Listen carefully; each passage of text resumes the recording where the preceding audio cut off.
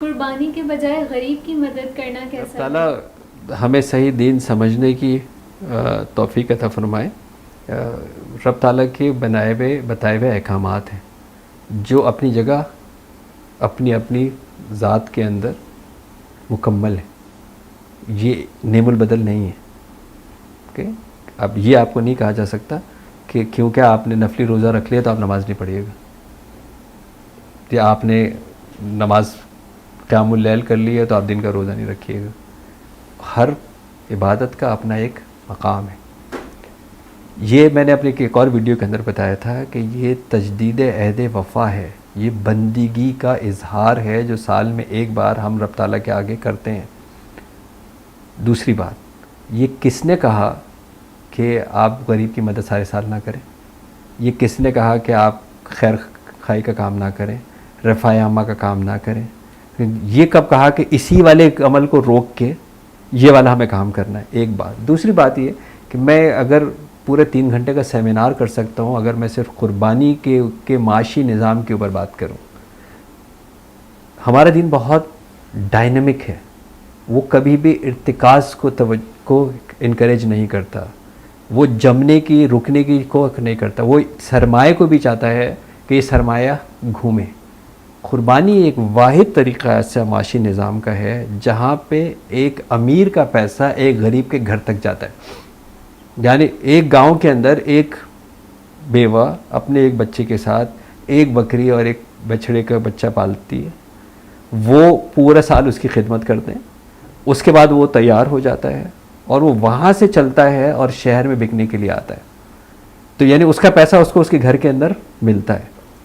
راستے میں جتنے جگہ سے وہ ہو کے آتا ہے سب کی معیشت اس کے ساتھ اٹیچ ہے، رسی والے کی بھی اس کے ساتھ اٹیچ ہے، گاڑی والے کی بھی اس کے ساتھ اٹیچ ہے، چارے والے کی بھی اس کے ساتھ اٹیچ ہے، یہاں پر آئے گا ٹینٹ والے کی بھی اس کے ساتھ اٹیچ ہے، جو بیچ رہا ہے اس کی بھی اس کے ساتھ اٹیچ ہے، جو سوزوکی والا گھر لے کے آئے گا اس کی بھی اٹیچ ہے، جو وہ قربان ہوگا اس کی قصائی کی بھی اٹیچ ہے، جو اس کی چیزیں بکیں گی۔ قربانی کا جانور واحد ایسا جانور ہے جس کی ہر چیز بکتی ہے اور استعمال ہوتی ہے، ہر چیز، اس کے بال، اس کے کھر، اس کی کھال، اس کی اتڑیاں، اس کا پیٹھا، اس کی علائشیں، ساری کی ساری استعمال ہوتی ہیں۔ اب آپ اندازہ کریں کہ جو ہمارے جیسے ملک جو قرضوں کے اندر ڈوبا ہوا ہے، جو ہم انتہائی ذلیلانہ شرائط کے اوپر ہاتھ پھیلا کے جو ہے وہ سود پہ پیسہ لے کے آتے ہیں اور اپنی روزمرہ کی زندگیاں جو ہے وہ گزارتے ہیں، وہاں پر آپ کی اس کے اندر کتنی انڈسٹریز ایسی ہیں جو اس کی آئٹمز کو ایکسپورٹ کرتی ہیں، لیدر کو ایکسپورٹ کرتی ہے، لیدر کے آئٹم کو ایکسپورٹ کرتی ہیں، اور ایون ہمارا جو ہے وہ بھی اور بہت سارے ایسے آئٹمز ہیں جو اب فارماسیوٹیکل میں بھی آ گئے ہیں، کاسمیٹکس میں بھی جو ہے وہ آ گئے ہیں۔ تو اس سے زیادہ غریب کی مدد کیا ہوگی؟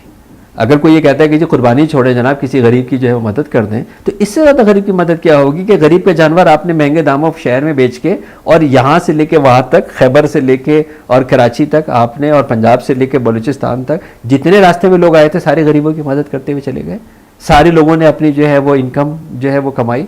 اس کے بعد اس سے زیادہ بہترین نظام کیا ہوگا اگر آپ کو غریبوں کی خدمت کرنی ہے؟ قربانی، اور پھر ایکچولی جو آپ نے قربانی کا گوشت کاٹا اور وہ کس کو بانٹا؟ وہ بھی تو غریب و مستحقوں کو دیا نا آپ نے، ان کو بھی تو آپ نے جو ہے وہ ان کا پیٹ بھرا نا ان کا۔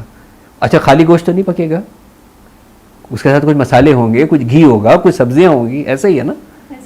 تو جب وہ خریدیں گے تو وہ بھی تو اسی غریب نے اگائی ہوگی سبزی، وہ بھی کسی کھیت کھلیان سے آئی ہوگی۔ اتنا خوبصورت نظام ہے۔